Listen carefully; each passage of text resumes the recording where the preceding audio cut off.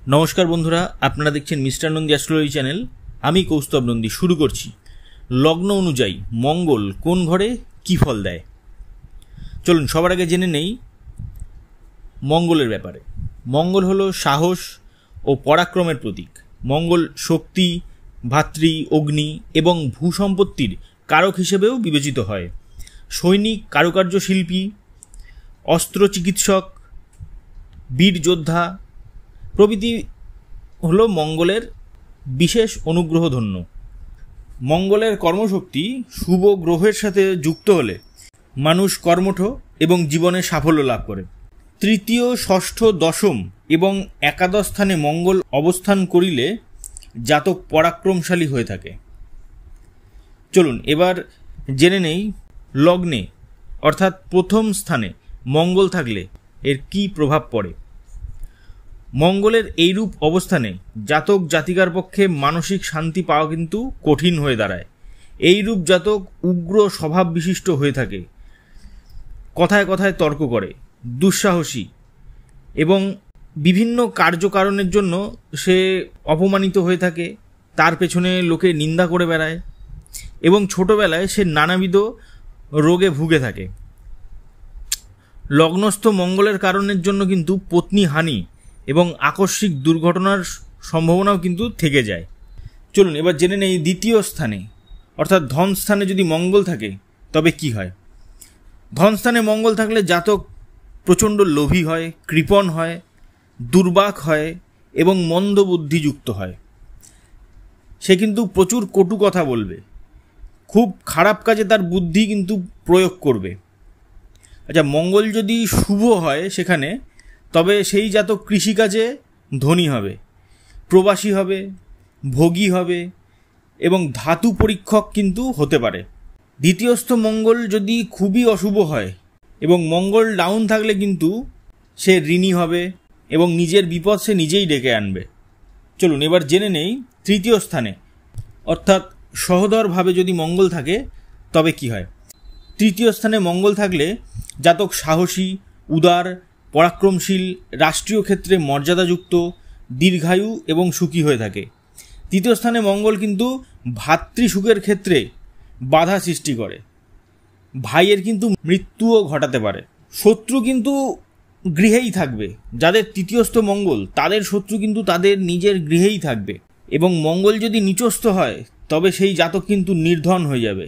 এইরূপ জাতক কিন্তু খুব কঠিন রোগে, বিশেষ করে ক্ষয় রোগে কিন্তু ভুগবে। চলুন এবার জেনে নেই মঙ্গল যদি চতুর্থ স্থানে অর্থাৎ বন্ধুস্থানে থাকে তবে কি হয়। জাতক ধনী হয়, মর্যাদাযুক্ত হয়, পরাক্রমশালী হয়। কিন্তু মঙ্গল যদি অশুভ হয় চতুর্থ স্থানে তবে কিন্তু সে দাম্পত্য জীবনে অশান্তি ভোগ করে, বন্ধু সুখে কিন্তু হানি ঘটায়। বন্ধুরা কিন্তু তার সাথে বেইমানি করবে এবং বাসগৃহ সম্পর্কে তার কিন্তু কষ্ট হবে। তার বাসগৃহ কিন্তু তার জন্য একটা সুখকর হবে না। সংসারে কিন্তু ছোটোখাটো ঝামেলা অশান্তি লেগেই থাকবে। চলুন এবার জেনে নেই পুত্রভাবে অর্থাৎ পঞ্চম স্থানে যদি মঙ্গল থাকে তবে কি হয়। পঞ্চম স্থানে যদি মঙ্গল থাকে তবে সেই জাতকের আন্তরিক রোগ হতে পারে। পুত্র সুখ এবং পত্নী সুখের থেকেও কিন্তু সে বঞ্চিত হতে পারে। মঙ্গল যদি নিচস্থ হয় তবে আকস্মিক দুর্ঘটনায় তার কিন্তু পুত্র মারা যেতে পারে বা পুত্রী হলে সে মারা যেতে পারে। চলুন এবার জেনে নেই ষষ্ঠ স্থানে যদি মঙ্গল থাকে তবে কি হয়।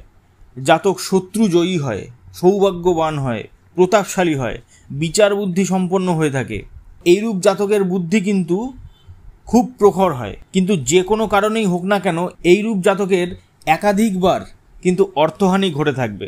বলে না ভালোর সাথে কিছু খারাপও থাকে, এই ভালোর সাথে এই খারাপ হলো তার কিন্তু অর্থহানি ঘটে থাকবে।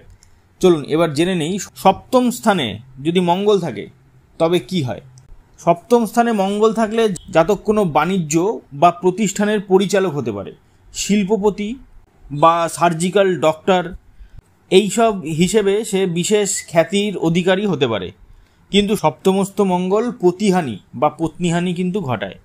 পাপগ্রহ এবং নিচস্থ মঙ্গল যদি সপ্তমস্থ হয় তবে জাতকের বিবাহে বাধা এবং নানাভাবে ক্ষতিগ্রস্ত হওয়ার কিন্তু সম্ভাবনা রয়েছে।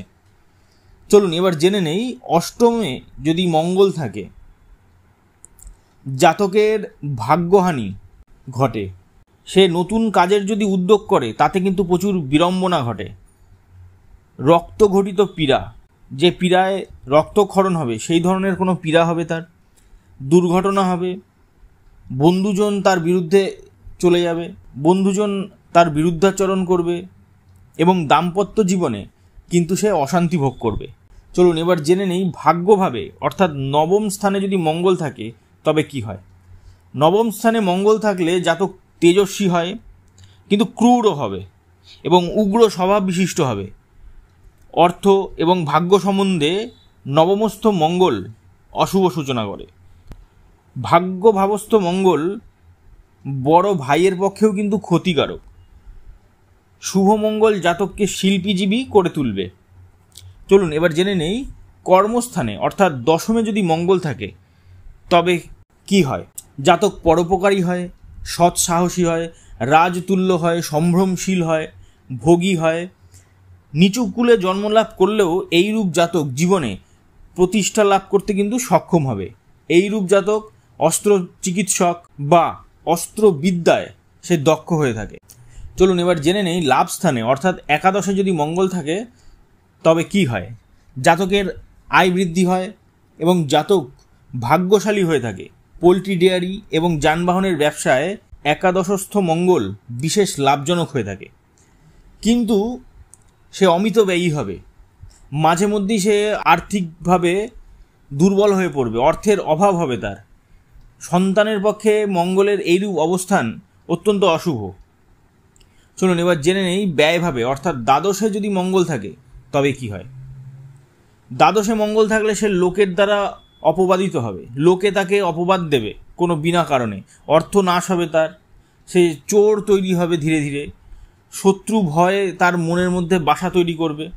তাদের বাড়িতে যদি কোনো চাকর বা কাজের লোক থাকে তাদের দ্বারা সে ক্ষতিগ্রস্ত হবে, সেই চাকর বা কাজের লোক তাদের বাড়িতে চুরি করবে। এইরূপ জাতকদের দাম্পত্য জীবনও কিন্তু সুখকর নয়, কিন্তু এইরূপ জাতক সাত্ত্বিক হতে পারে। সে কিন্তু সৎ হওয়ার চেষ্টা করতে পারে, হয়তো সে সৎও হবে, কিন্তু এই মঙ্গলের কারণে তার এই সমস্ত জিনিসগুলো তার সাথে ঘটবে। ভিডিওটি এখানেই শেষ করছি। ভিডিওটি ভালো লেগে থাকলে লাইক, কমেন্ট ও শেয়ার করুন এবং চ্যানেলটি সাবস্ক্রাইব করে আমাদের পাশে থাকুন। ধন্যবাদ।